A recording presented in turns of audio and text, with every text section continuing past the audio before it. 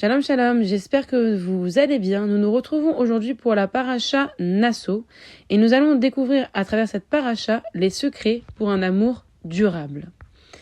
Je dédie ce cours à la Refoua Shelema de Fortuné bat Ramsa, Reuvani Shai bar Mercedes, Shoshana bat Urida, Simcha bat Hana, Luna bat Simcha, Shagal bat Esther, Simcha bat Rachel, David ben Rachel, Viviane bat Emma, Mazal bat Soleika, ainsi que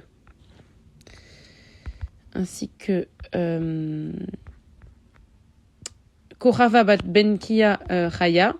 Je dis secours à la mémoire de Rav Yosef Aloun ben David, Shlomo Alevi, Chaya Jani Hana bat Esther, Sacha David Chaim Barud Vavraham, Shani Lou bat Rivka Venissim, Ivan Mesaouda bat Joséphine Flecha, Urida bat Esther Alevi les Bedod, Rachamim Dod bar Mesaouda, Hana bat Juitayev les Betakwen, Rav David Dakwen bar Hamsa, Yitzhak bar Urida Verachamim, Nida Esther bat Kamuna, ainsi que tous ceux qui sont partis depuis le 7 octobre. Et je dédie secours au retour de nos Chayalim, de tous nos Chayalim et de tous nos frères et sœurs otages à la maison.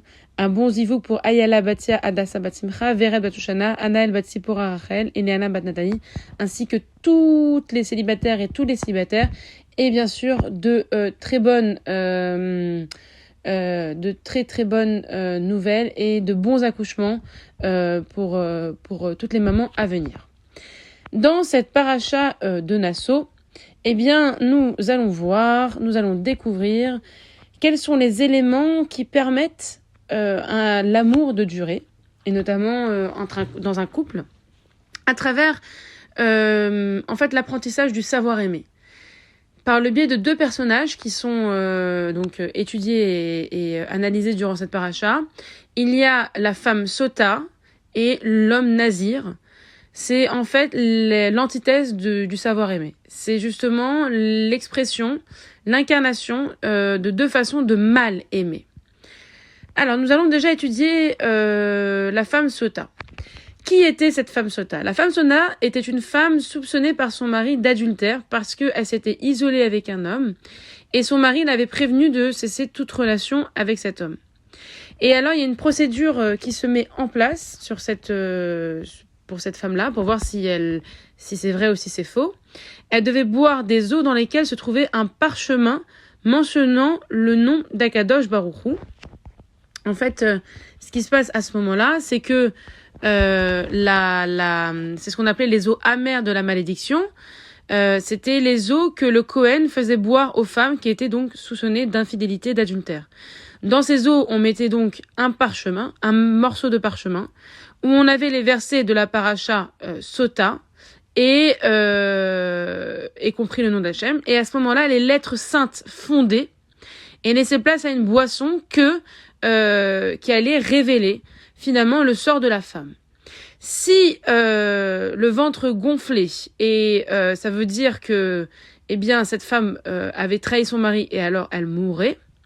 Et au contraire, si cette femme ne s'était pas souillée, elle restait intacte et était récompensée d'une très grande postérité et bien sûr recevait les plus grandes bénédictions du ciel.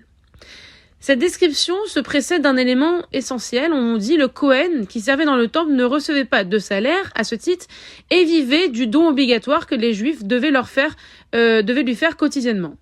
Quel est le rapport entre le don fait au Kohen et cette femme Sota ? Rashi nous explique cela de manière très subtile et très intelligente. Si un homme refuse d'aller chez le Kohen pour lui donner les dons qu'il devait lui donner, de toute façon, il finira par arriver chez le Kohen, mais cette fois-ci pour de mauvaises raisons. Ça veut dire que, par exemple, pour amener une femme soupçonnée d'infidélité, pour un souci rencontré dans sa vie.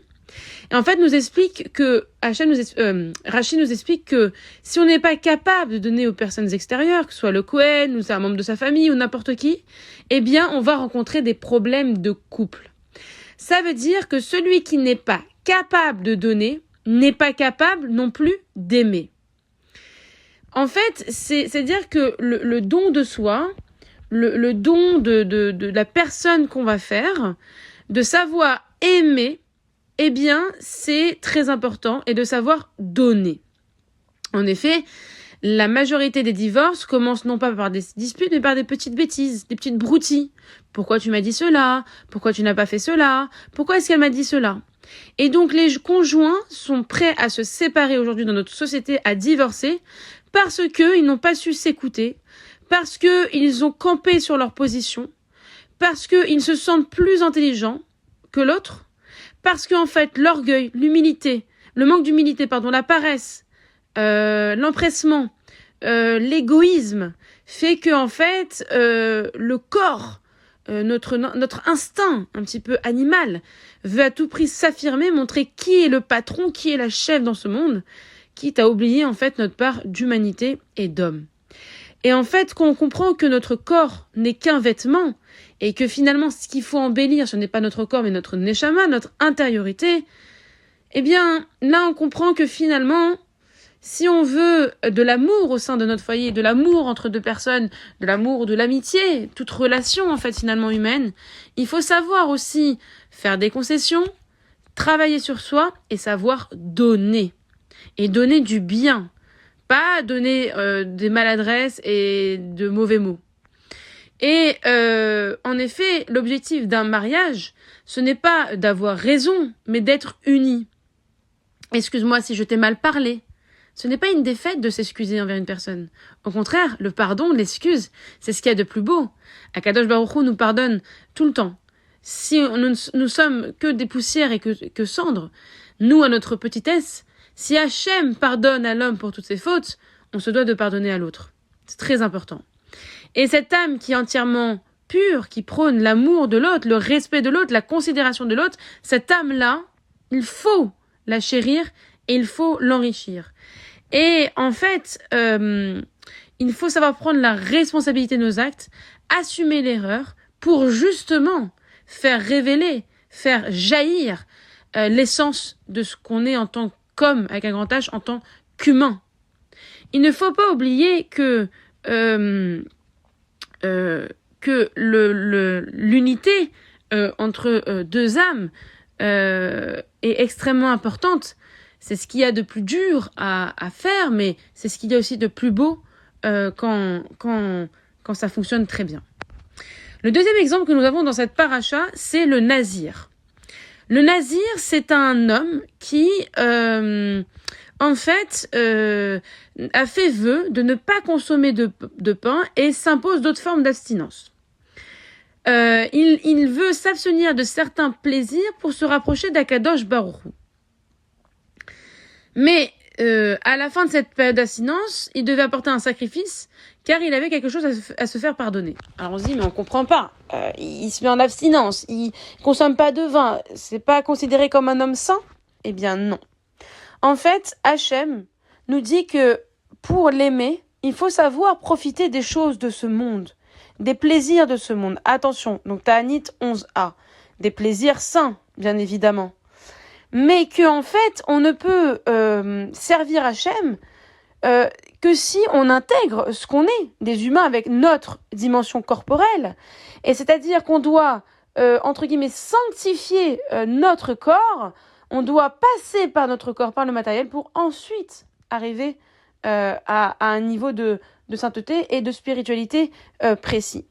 Le meilleur exemple que l'on fait, c'est la Torah nous demande de profiter des plaisirs du monde pendant le Shabbat, c'est-à-dire préparer de bons plats, porter de beaux habits, chanter des beaux chants, faire une bonne sieste, bien prier, bien manger, participer, rire, être dans une joie constante pendant tout le Shabbat. Mais cette joie, elle passe par quoi? Elle passe par des faits matériels. Mais ces faits matériels, justement, parce qu'on les sanctifie, parce que on leur apporte ce souffle de spiritualité, alors on peut servir Akadosh Baruch Hu. C'est-à-dire que on fait autant plaisir à sa neshama qu'à son corps. Et il faut intégrer le plaisir dans le service divin et ne pas se détacher de notre corps. En fait, cet homme nazir, lui, n'a pas su finalement intégrer cet amour. Il n'a pas su aimer Akadosh Baruch Hu. Parce qu'en fait, il s'est privé de beaucoup de choses. Or, Akadosh Baruch Hu ne veut pas qu'on se prive. Il a créé ce monde aussi pour qu'on en profite. Bien sûr, de la manière la plus modérée, la plus sainte et la plus kedusha possible, mais avec la plus grande kedusha possible, de manière kadosh, mais on ne doit pas supprimer cela. Et en fait, dans le premier cas, on nous dit que on nous parle d'un couple qui n'est pas capable de donner, c'est-à-dire de se considérer, la femme n'a pas été capable de donner à l'homme ce qu'il devait recevoir, et pareil, l'homme n'a pas été capable, entre guillemets, de pouvoir retenir sa femme ou satisfaire sa femme. Et de l'autre côté, on a un homme qui pense que pour aimer, il faut se détacher complètement du côté matériel et corporel. Et en fait, ces deux types de choses mènent à la dérive. Par exemple, une femme qui est au petit soin avec son conjoint du côté physique, c'est-à-dire préparer des bons plats, prendre soin de son linge, etc., mais qui ne saurait pas être à l'écoute, ne peut pas permettre un bon couple. C'est-à-dire qu'on va se dire, mais de quoi il se plaint toute la journée, je prends attention à lui, etc. Oui, mais est-ce que tu écoutes ton mari? Est-ce que tu es l'épaule pour ton mari? Il n'y a pas que l'action, il y a aussi l'action morale et intellectuelle. Et inversement, un mari qui ne saurait pas complimenter son épouse, qui ne lui offrirait jamais de cadeaux ou ne témoignerait jamais de gestes affectueux au quotidien, mènerait finalement à une séparation. Parce que la femme ne se sentirait pas gratifiée et respectée par son mari. Donc il y a peut-être de l'amour, mais il n'y a pas d'attention. Ou inversement, il y a de l'attention, mais il n'y a pas d'amour.